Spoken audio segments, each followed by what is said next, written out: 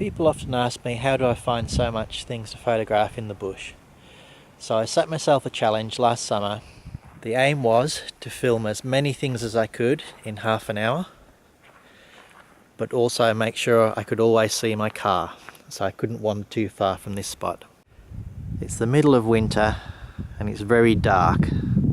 It's about 10 a.m. and we'll see how many things we can spot today. So I'll explain how I managed to film the interesting things I find on my bushwalks. First, I always like a little movement in my shots to keep things interesting. Sometimes you need to bring the viewer in by taking wide then close-up shots of the same subject. This gives you an understanding of its makeup.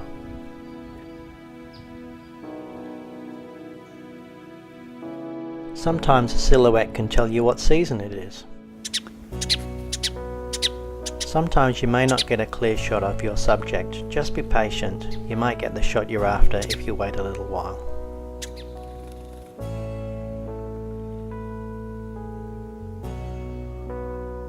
Look for unusual shapes or colours.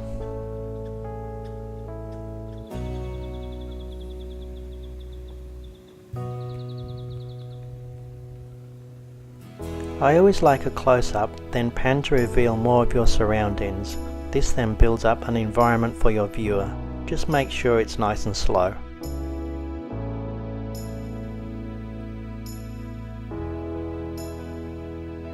If you can't find much colour, look for interesting shapes or patterns. Stand back from seed pods and flowers and then zoom in. This should blur the background for you. If you have static objects, sometimes a simple slow movement to the side will give it more interest. Even if it's a dull winter's day, often a close-up of a small amount of colour makes your film much brighter and happier. Getting close, extreme close-ups are often overlooked. These few subjects are no bigger than a coin. Since you're so close, you may need to slow things down a little to stop camera shake. Try for a dark background like this example of a burnt tree to make your image pop and stand out. If you stand perfectly still and listen, you will often discover birds you didn't realise were so close by. Trying to film them is another thing entirely. They're so fast. Well, that was half an hour in winter. Not too much wildlife and fairly quiet, apart from the wind and the odd bird song. Summer you'll find so much more noise, lots of insects, mainly cicadas, and far more flowers to film. Right next to the car was this tea tree. I think I discovered about 10 different bugs on it.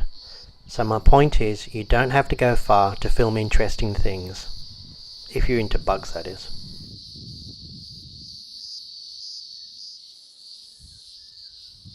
Once again, if your subject won't move, then you will have to, or it will just look like a photo. Or give it a quick poke with your finger, that works.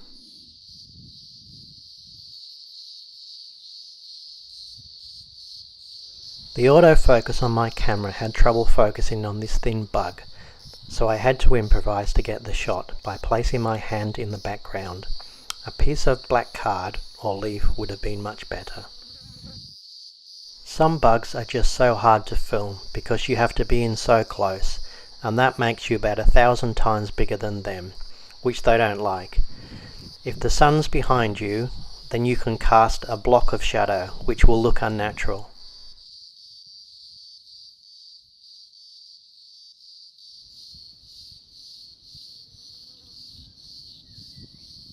Wind is often a problem, and you may have to use your other hand to steady the twig or leaf. Just make sure it's not in the shot. I don't often pick bugs up because a lot of the Australian ones bite or sting, but sometimes you just got to do what you have to do to get a good shot.